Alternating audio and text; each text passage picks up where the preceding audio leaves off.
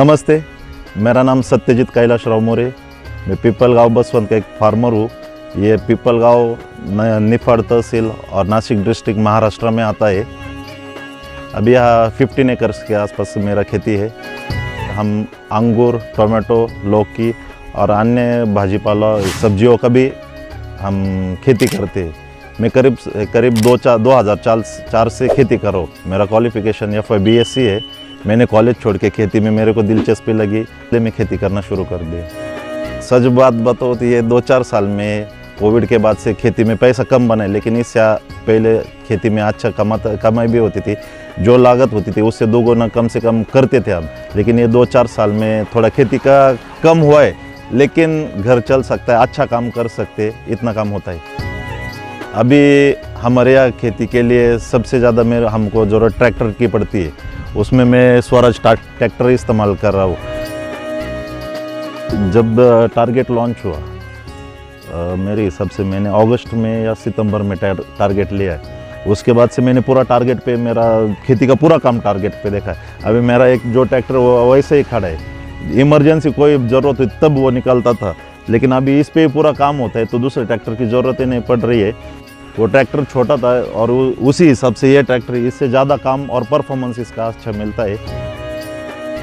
तो ये ट्रैक्टर मुझे जब मैंने लिया, फर्स्ट बैच में लिया था, तो जब से लिया है जो मैं पिछले बार रोटावेटर के लिए जो बाहर से 20-25 हज़ार रुपये सालाना मुझे लगते थे बाहर के ट्रैक्टर्स के लिए देने के लिए, वो मुझे देने नहीं पड़ती, वो डायरेक्ट मेरी बचत होती है। और इसी ट्रैक्टर से मैं रोटावेटर और अदर काम भी ट्रांसपोर्ट में, कोई ट्रेलर लेके बाहर मार्केट में टोमेटो के कैरेट्स या लौकी के कैरेट्स जो मार्केट यहाँ से 8-10 किलोमीटर दूरी पे है, तो वहाँ तक मैं इससे आराम से ले जा सकता था। लेकिन मुझे पहले कोई पिकअप ट्रैक्टर्स या बड़ा कोई वैन वगैरह इस चीज़ की ज़रूरत पड़ती थी। वो भी मेरे कॉस्ट में उसमें भी बचत हो गई है। अभी बागवानी में ज़्यादा से ज़्यादा हम इसका ये जो स्प्रेयर यूनिट है इसके लिए हम इस्तेमाल करते हैं, और इसमें हमारा स्प्रे भी अच्छा जाता है और ट्रैक्टर का जो चलाने में जो डीजल का खपत होता है वो भी कम आता है।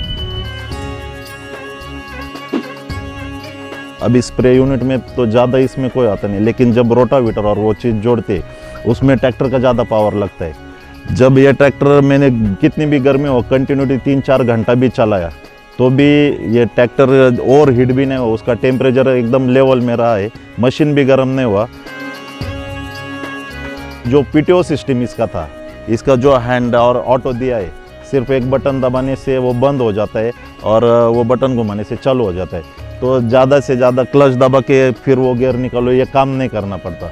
वो उसमें ऑटोमाइजेशन ज़्यादा है, इसलिए स्प्रे यूनिट के लिए बार बार पीछे देख के PTO यूनिट बंद करने की ज़रूरत नहीं पड़ सकती, खाली एक उंगली पे वो बंद कर सकते हैं हम।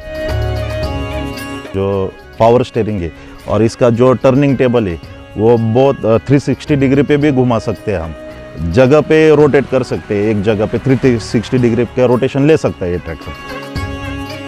इसकी जो हाइड्रोलिक्स के जो पट्टी वगैरह है वो बहुत ज़्यादा हेवी है।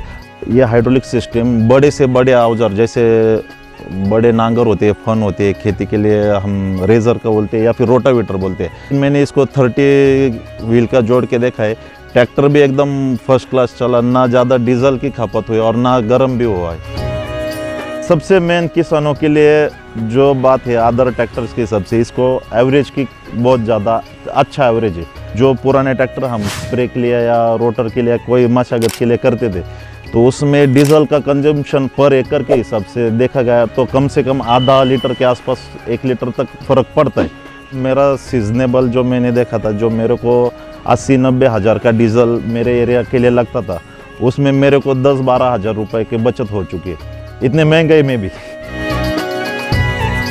मैं टारगेट का धन्यवाद करना चाहता हूँ, इसने मेरे खेती के पूरे टारगेट पूर्ण किए।